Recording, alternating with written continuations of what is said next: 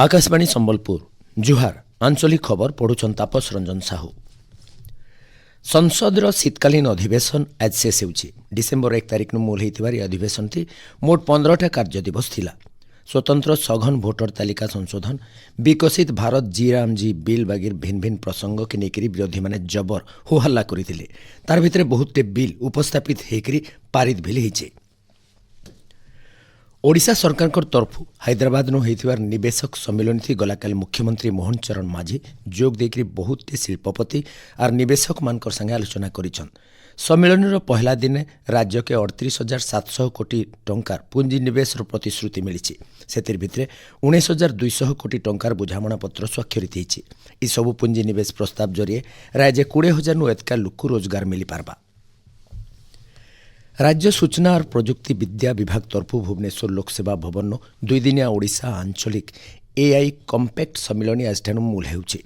सम्मेलन के मुख्यमंत्री मोहन चरण माझी उद्घाटन करबे। ई सम्मेलन थी कृत्रिम बुद्धिमत्ता भाषा शिक्षादान कार्यक्रम हेबा जेंथि ओडिया भाषा के सरल भावे लोकर पाखे पहुंचाबार लगी चेष्टा करा जिबा। आयबा फेब्रुआरी मासे हेबार केतिबा भारत इम्पैक्ट एआई सम्मेलन आघनु ओडिशा सहित 8टा राज्य इतार आंचलिक सम्मेलन आयोजन करा जाउछि। ओडिशा पहला आंचलिक सम्मेलन आयोजन करा जाउछि। मुख्यमंत्री मोहन चरण माझी गलाकाल पुरी श्रीमंदिर प्रशासन तरफ तैयार करा जाइथिबा 2026 बछर कैलेंडर उन्मोचन करिछन। कैलेंडर पहला कॉपी के श्रीमंदिर महाप्रभु मानक अर्पण करा जाइथिला। ई कैलेंडर थी इथर बालुका कला, पट्टचित्र, तालपत्र कारीगरी और पारंपरिक पत्थर खुदेई चित्र जरिए महाप्रभु मानकर भिन्न भिन्न बेश और रथयात्रा विषय तथ्यमान रहिछि।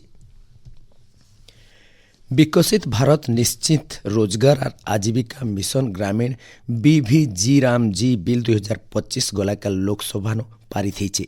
इतार उतरु ई बिल के राज्यसभा केंद्र ग्राम्य उन्नयन मंत्री शिवराज सिंह चौहान आगत करथिले। तार परे राज्यसभा बिल के नेकरी वितर्क होइछि।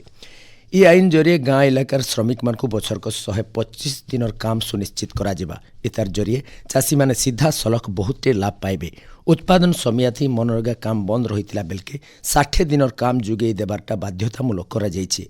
जलसेचन और जल परिचालना दिगे काम करा जिबानु फसल के जल जोगान सीधा सलख लाभ मिली पारबा। खाद्य जोगान और खाउटी कल्याण मंत्री कृष्णचंद्र पात्र गलाकाल भुवनेश्वर राज्यर धानघिना प्रक्रिया समीक्षा करिछन। वीडियो कॉन्फ्रेंसिंग जरिए होइतिबार बैठक थी धानघिना प्रक्रिया तैयारी एचनिर स्थिति और अग्रगति बाबदे मंत्री अधिकारी मानकु पचरे बुझिछन। बैठक थी विभाग वरिष्ठ अधिकारी और बहु सबु जिल्लार जोगान अधिकारी माने भी सामिल थिले। राज्य एबतक 49,051 जन चाषी 2,24,704 मेट्रिक टन धान घिना जाई सारी। संबलपुर जिल्लानु ए बछर सबुनु एतका धान घिना हेलानो। जिल्लानु आजतक 18,891 जन चाषी ठानु धान घिना जाइछि। गला बछर समय थी 14,896 जन चाषी ठारू धान घिना जाइथिला बोली जोगान विभाग तरफ सूचना दिया जाइछि।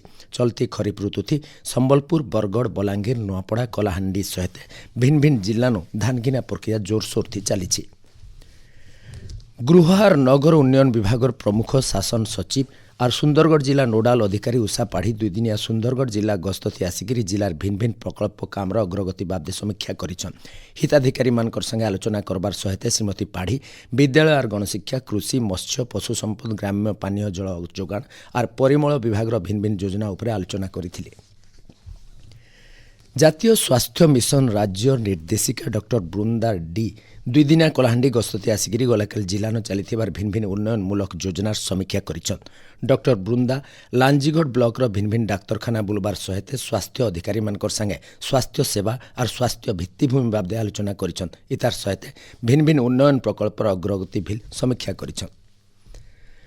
नुआपड़ा जिला खड़ियाल महोत्सव एवं फेब्रुआरी 4 तारिख 8 तारिख तक हेबा। महोत्सव कमिटीर अध्यक्ष और खड़ियाल विधायक अधिराज पाणिग्राही नेतृत्व थी गलाकाल होइतिबार सांबादिक सम्मेलन थी ई बाबदे सूचना दिया जाइछि। पानीपाग राज्य और बड़भागी जागानो जबर शीत लगी रही। भुवनेश्वर आंचलिक पानीपाग विज्ञान केन्द्र सूचना अनुसार आबा हफ्ते तक जाड़ लगी रहबा। आबा 24 घंटा भितर सुंदरगढ़ कंधमाल बहलिया कुहुड़ी देखादेबा। संबलपुर, कलाहांडी, झारसुगुड़ार गोटे जोड़ी जागानु कम मध्यम धरण कुहुड़ी हेबा बोलिकरी पानीपाग केन्द्र तरफ अनुमान करा जाइछि। एचनिर आंचलिक खबर इन शेष होला। आर बेलर आंचलिक खबर सुनी पारबे राति 7:02 थी। जुहार।